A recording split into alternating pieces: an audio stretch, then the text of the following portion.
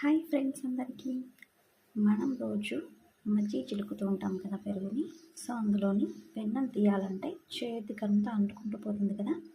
So చేతికి అంటుకోకుండా నీట్గా వెన్న మొత్తం మనం ఎలా తీసుకోవాలో ఈ వీడియోలో చూసేద్దాం, ఓకేనా.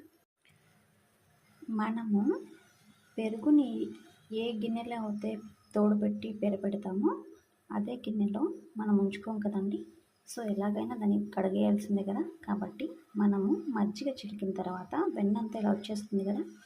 సో వెన్న వచ్చిన తర్వాత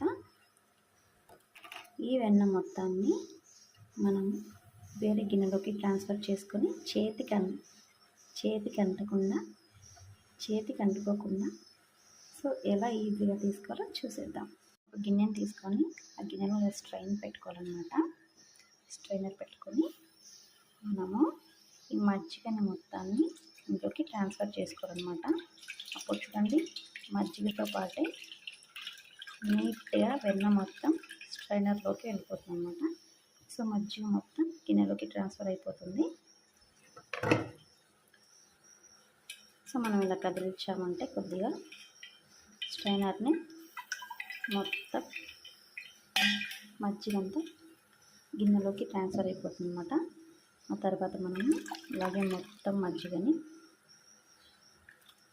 వడపోసుకొని నీట్గా ఇలా అనేస్తే మజ్జిగ మొత్తం వెళ్ళిపోయి స్ట్రైనర్లో వెన్న ఒక్కటే ఉండిపోతుంది అన్నమాట. అలా మొత్తం మజ్జిగని ఇలా ట్రాన్స్ఫర్ చేసేసి చూసారు కదా, ఇలా మజ్జిగంతా బౌల్లోకి వెళ్ళిపోయింది. సో మనకు వెన్న మాత్రమే స్ట్రైనర్లో ఉండిపోయింది అనమాట. ఇప్పుడు ఈ వెన్నని మొత్తం వేరే బౌల్లోకి ట్రాన్స్ఫర్ చేసేసుకుందాం. చూసారా ఎంత నీట్గా మన చేతులకు అంటుకోకుండా మంచిగా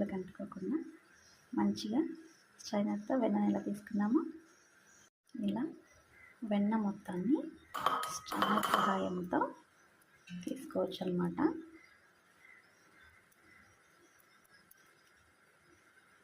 ఇలా చేతికి అంటుకోకుండా స్ట్రైనర్ సహాయంతో వెన్న నీట్గా తీసుకోవచ్చు అన్నమాట. ఇలా మొత్తం వెన్నని అలాగే ట్రాన్స్ఫర్ చేసుకొని స్ట్రైనర్ సహాయంతో వెన్నని తీసేసుకుంటే అంతే అయిపోతుంది.